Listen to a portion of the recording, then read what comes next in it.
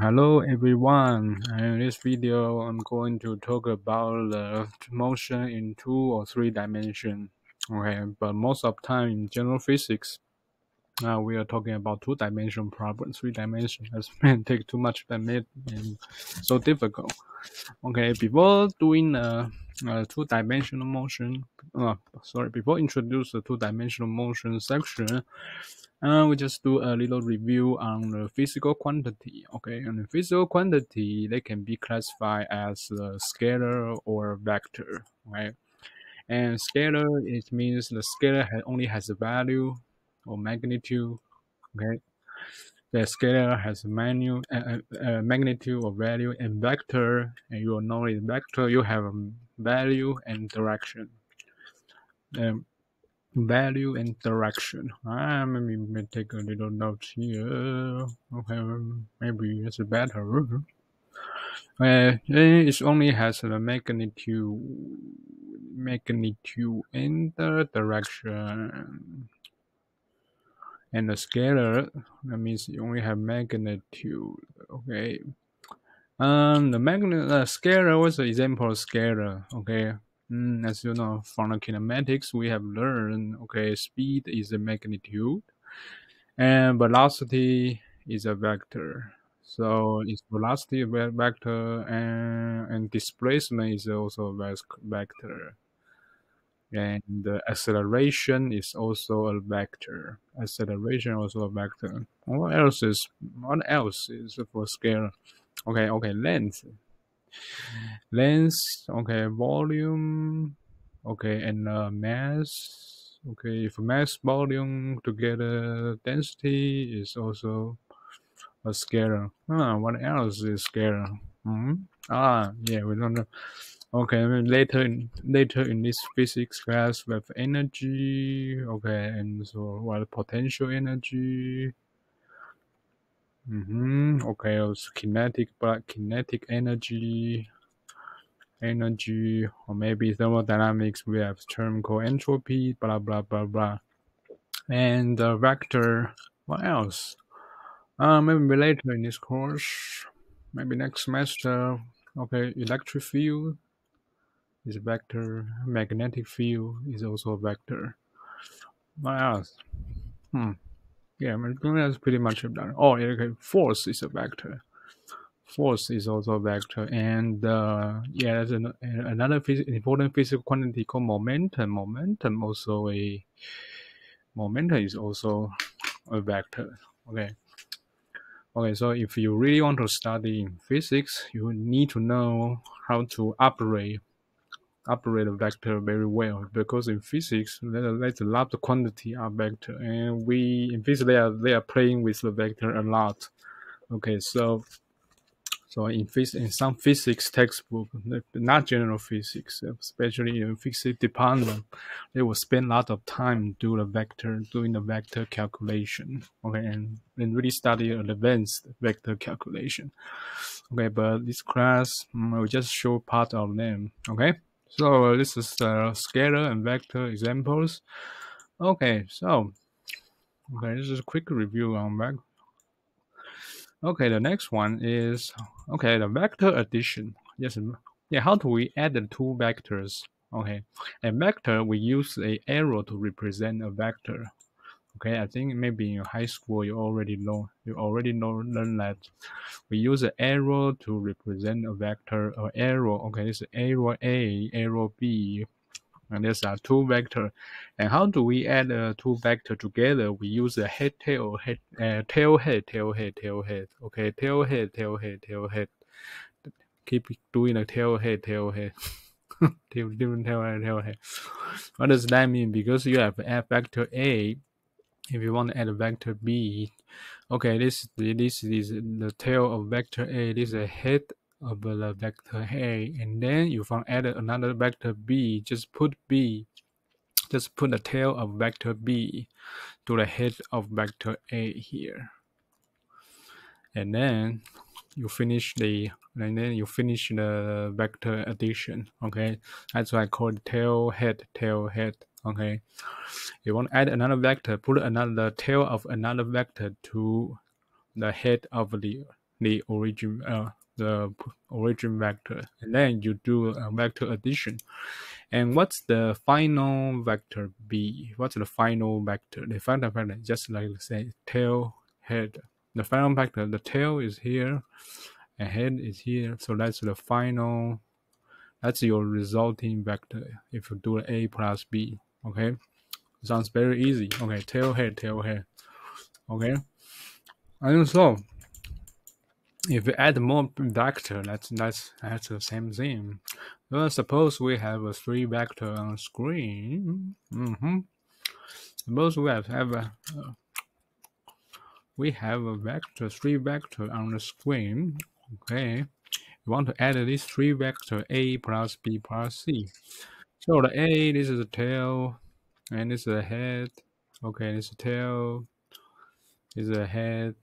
This is this is the tail of a vector C, and this is the head of a vector C, and the final resulting vector is tail head. That's your resulting. Add this A, B, C vector together. That's your final vector.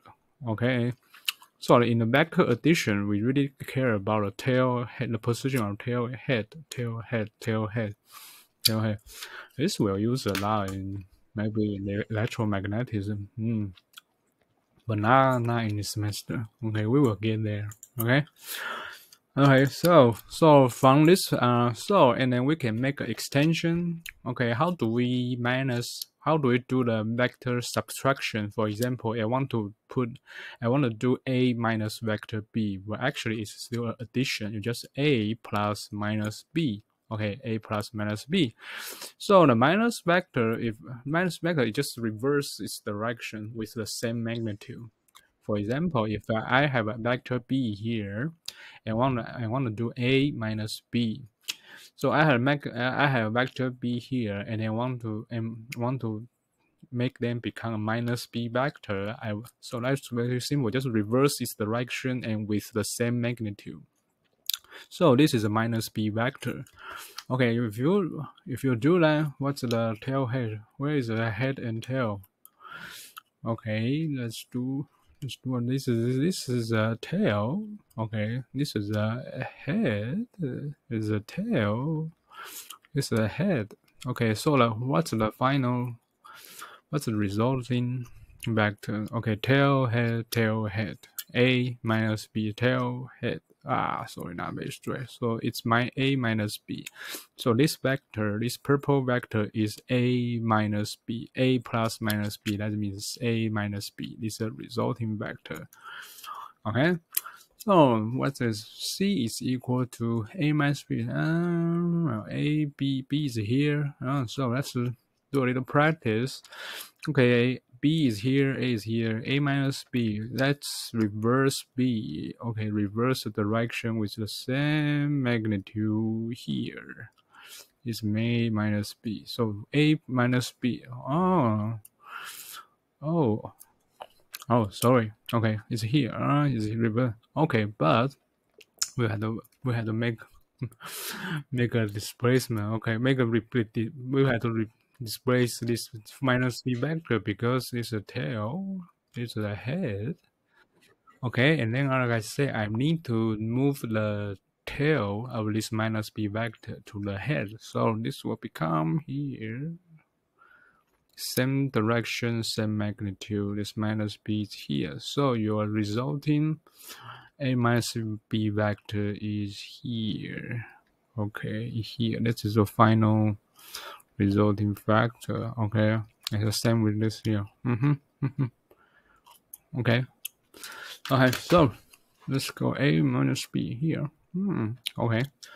Okay, so this is the vector addition. Okay, vector addition. I think you all learned it in your high school. Just a little review on that. And the vector addition is commute, and the valid and also valid for the associate rule. Okay, commute means a plus b vector equals b plus a vector. For example, a plus b vector is here, and b plus a is also here, so they are all pretty much the same. And associate rule means a plus b plus c. You can do a plus b first, then add c vector, or you can do b plus c vector first and then add the a vector. So the picture just show the demonstration of associate root. Okay, a plus b first is this vector, and then add the vector c. So it's the resulting vector a plus b plus c. And if we do the b plus c first, b is here, c is here, is the tail head. So the resulting vector is here, and a plus b plus c bracket, that's tail head. So the resulting vector is here.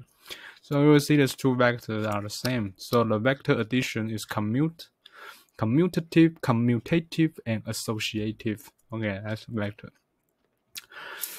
Okay, then if you multiply a scalar on vector, just make extend, just make it double. Okay, so m is 2, that means double the magnitude with the same direction. If you double a vector, okay, if you put a minus, that means you reverse the direction, and it depends on the number of the negative number. Is the negative number is huge, is very negative, that means reverse direction, and then the magnitude no, and making the vector longer.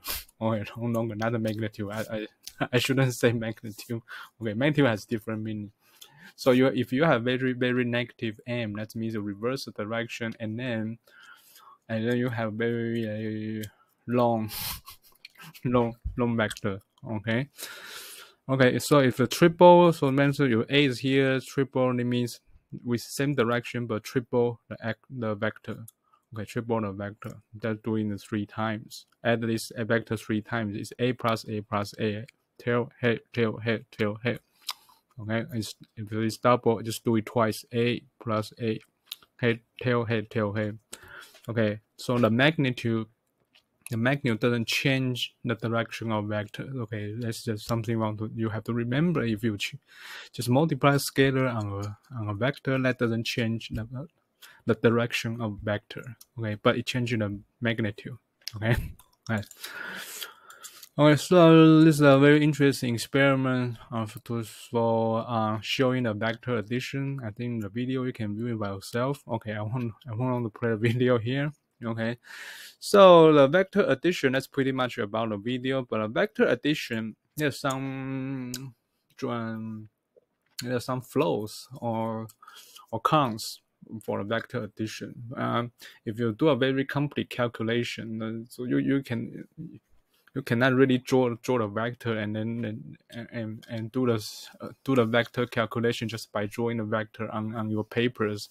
If you really complex problems, especially in 3D space, you draw a vector and try to use the graphic method to do the vector algebra. That would be very difficult. So we need another way to represent the vector. Okay?